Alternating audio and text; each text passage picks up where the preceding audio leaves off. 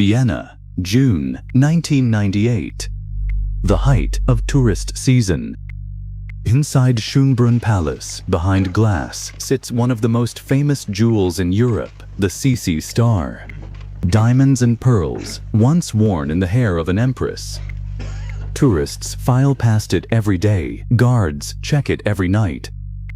And for 2 weeks, nobody notices it's gone.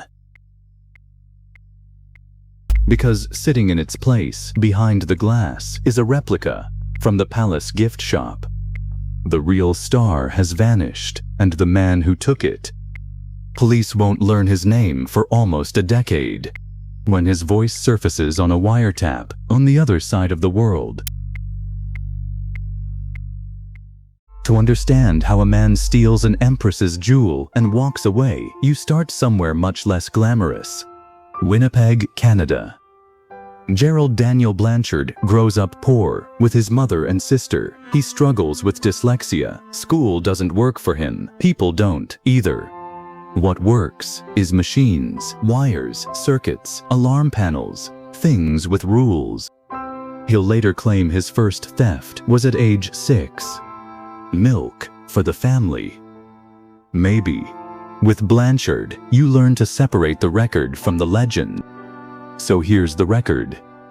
By his teens, in Omaha, Nebraska, the shoplifting has evolved into engineering.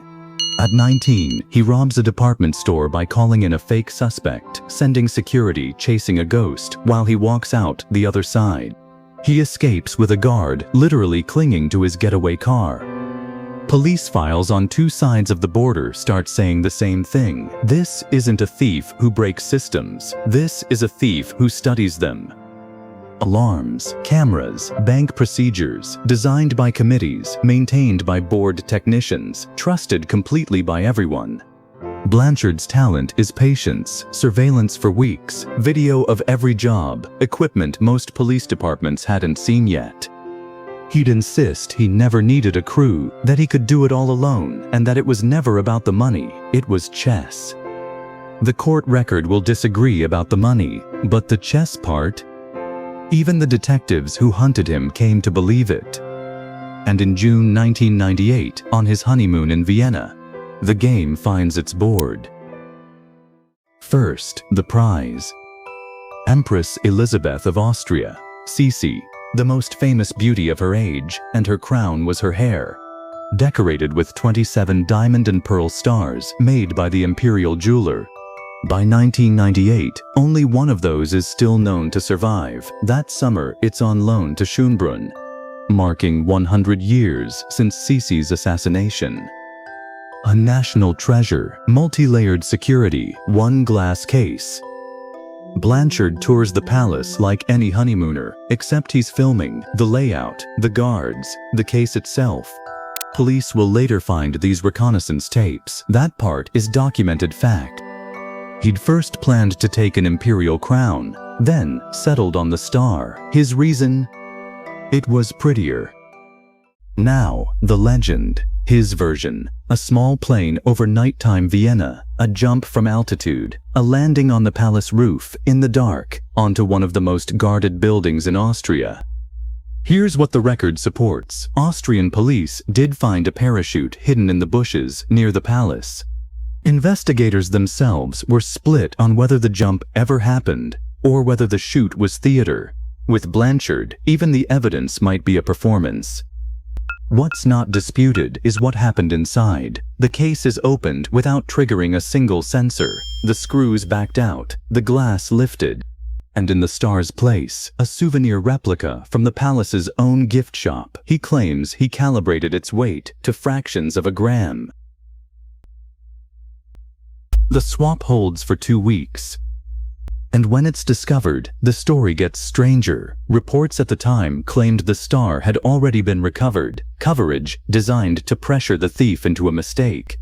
It didn't work. The trail went cold, and the case stayed open for 9 years. The star, meanwhile, leaves Austria, packed inside scuba diving gear, riding through customs after customs. Where was it going?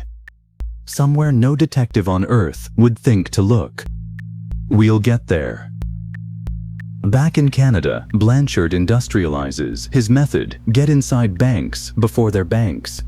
A construction uniform, a clipboard, a branch that hasn't opened yet. No cash, no guards, just access to the alarm system being installed. By opening day, the bank's security has one flaw it will never find. Blanchard helped wire it. May 2004. A new CIBC branch in Winnipeg, the night before opening, roughly $500,000 vanishes from its ATMs. No alarms. Among his tools, police say, a baby monitor, a toy repurposed for surveillance. It's the perfect job. Except for one thing. A Walmart employee next door notices a van. The van is rented. The rental agreement has a name on it: Gerald Blanchard. It's the first unforced error of his career, and it buys police a thread. They pull it for 3 years. The operation gets a name: Project Kite. What they hear is bigger than Winnipeg, a voice from London they only know as the boss, ordering jobs like takeout. Cairo, his crew draining ATMs with cloned cards, up to $2 million in about a week. In court, the Crown states where some of that money appears to have gone: funding Kurdish militants. Blanchard had no politics. The boss had uses. Blanchard had skills. Then, December 2006, the wiretap catches its defining moment. Blanchard takes a call from the boss, mid-job. He answers while crawling through the ceiling into the ATM room of a Scotiabank. The detectives are listening to a man burgle a bank live while he discusses the next one. January 2007, they close the net. The raids turn up the arsenal: skimmers, fake IDs, surveillance gear, the most sophisticated kit one superintendent had ever seen. But one thing the raids don't find: a small, 10-pointed star. Facing dozens of charges and more than a century in prison, Blanchard does what engineers do. He calculates. He has exactly one asset left, and it's been sitting where no Interpol notice would ever reach: his grandmother's house.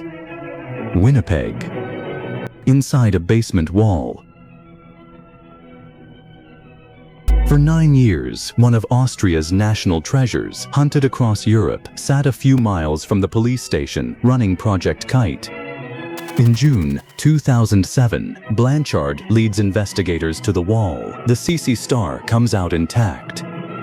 In exchange, a deal: 16 charges, 8 years, $500,000 in restitution. His accomplices, never named, walk with conditional sentences. He's the only one who does real time. At sentencing, even the people who caught him can't hide it. The prosecutor calls him a man who revels in this. Detectives call him the most gifted criminal they've ever investigated. The Empress's star goes home to Vienna. Blanchard serves his time, walks out, reinvents himself. New city, new name: Rick White, drone operator, owner of exotic African cats. He talks about security consulting, poacher turned gamekeeper. And then, in 2017, he's arrested again. Not for a palace, not for a bank vault wired from the inside. For stealing from parked cars and game consoles from a Best Buy. Maybe that's the real ending. The man who beat museums and banks couldn't beat the one system that was never a puzzle: himself.